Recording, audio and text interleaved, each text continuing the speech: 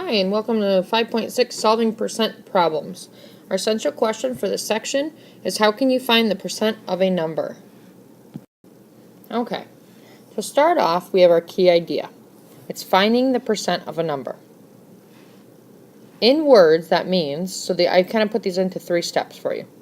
You would write the percent as a fraction. So as we do this, I'm going to do an example.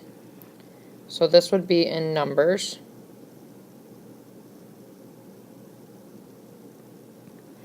So we start off with writing the percent as a fraction. So let's say we had 20% of 60. So we start off with writing the percent as a fraction. 20% as a fraction would be 20 over 100. To simplify that, you would divide it by a number that they can both be divided by. Well, we know that 20 can go into 100. We talked about this yesterday. 100 divided by 20. I shouldn't say yesterday. We talked about this when we did 5.5. So 20 divided by 20 equals 1. 100 divided by 20 equals 5. So 20% as a fraction is 1/5. Then you multiply by the whole. That's what the word of means. Okay, we've talked about that in other chapters. The key words. The word of means multiplication. My third step, the percent times the whole equals the part. Get my pencil back here. So 20% of 60 is,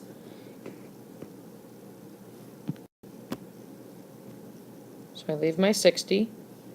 The is becomes our equal sign.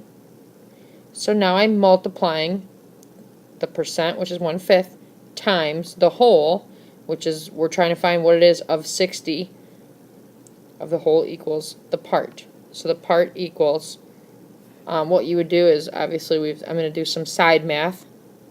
So I've got 1/5 times 60. Oops, put it over 1.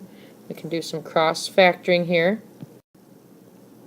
So we know that 5 can go into both of these. 5 divided by 5 is 1. 60 divided by 5 is 12. So I should come up with 12 over 1, which we know equals 12. So 20% of 60 is 12. So example 1 is finding the percent of a number. So what they give us is 25% of 40 is what number?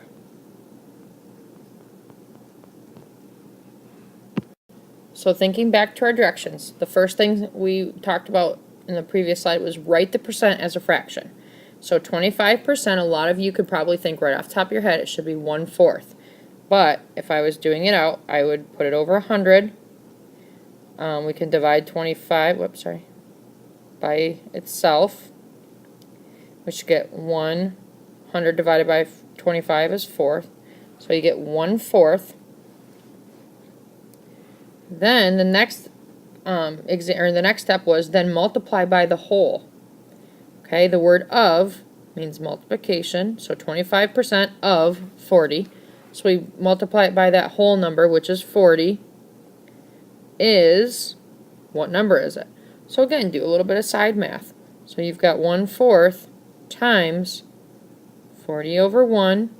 We can say 4 goes into itself 1 time. 4 goes into 40 10 times, so we should get a number of 10. So 25% of 40 equals 10. Here's a quick study tip for you. You can use mental math to check your answer in example 1. So if you said 10% of 40 would easily equal 4, 5% of 40 we would know would be half of that, so that would equal 2. So 25% of 40 is 4 plus 4, because there's our 10, 10%, oops, let me get my pointer, 10% plus 10% plus, whoops, I'm reading out loud, plus our 5%, which is worth 2, equals 10. 4 plus 4 is 8, plus 2 more is 10. So in other words, we can easily say that 10% of 40 is 4. Because if we change into a fraction and we multiply it by 40, we can easily say that equals 4. Then we can cut that in half right here by saying 5% of 40 is 2.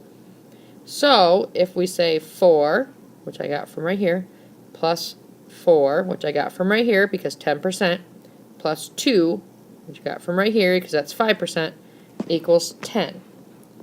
This would be 10%, this would be 10%, this would be 5%, equals 25%. Nice little study tip for you. Example 2 is finding the percent of a number using a ratio table. So if a question says 60% of 150 is what number? We're going to use a ratio table to find the part. Don't forget we learned in 5.5 the different parts. Let me rewrite that for you so you kind of remember. Okay, so here it is. We've got our top number, our numerator, is our part. The actual division sign or fraction bar would be our per, and our 100 is our whole. So again, we're trying to say we're using a ratio table to find this, our part. So 60% of 100 is what part, pretty much. What is the part of that? So in order to do that, we're going to figure out by writing a ratio table. And one of the rows ends up being part, where the other row ends up being whole.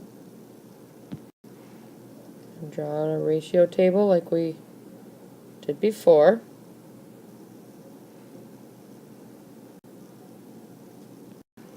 So we're going to start off with 60%. Our first thing that we're going to do is write the percent as a fraction. So instead of reducing it this time, we're going to use that as our part, which is 60. That's what we talked about over here. And then our whole would be 100. And again, I put that right here. Now the step is we're going to find an equivalent ratio with 150, which I'm getting from right here, as the whole. So I'm going to put 150 right here. So now we're left with something that we've been practicing before. What can I say to get from 100 to here that can also get me to 150? Because clearly we can't go from 100 to 150. We should all recognize, okay, sorry, it won't let me do that. Let's see if I can erase it. We can all recognize that we have a number that can go into both, and we should all be able to just say, all right, well, 50 can also go into 150, and it can also go into 50. So we can divide that by 2 down here. Remember, whatever we do to the bottom, we do to the top. So to get from 50 to 150, you can multiply that by 3. So whatever we end up getting up here, we're going to multiply it by 3. 60 divided by 2 is 30. 30 times 3 is 90. So again, we're just figuring out the patterns that we find to find the ratio table. So 60% of 150 is, my arrows need some work, 90. So my answer would be 90. So I'm going to cut this video this section into 2 sections. So this is the video for 5.6. I don't know if we'll end up doing the other examples together or if we'll do them in another video. I'll kind of choose that as we go. But what I want you to do is complete these practice problems for twirl discussion. You're going to find the percent of the number. Here's a big key here. Explain your method. I showed you two different methods. One method was from example 1, finding the percent of a number. The second method was finding the percent of a number using a ratio table. So you need to tell me which method that you used. Obviously, showing your work is going to benefit that a lot. But here are the 4 practice problems I need you to complete using these directions. Come ready to discuss these 4 problems with your group, and be prepared with any questions you have about these 2 examples.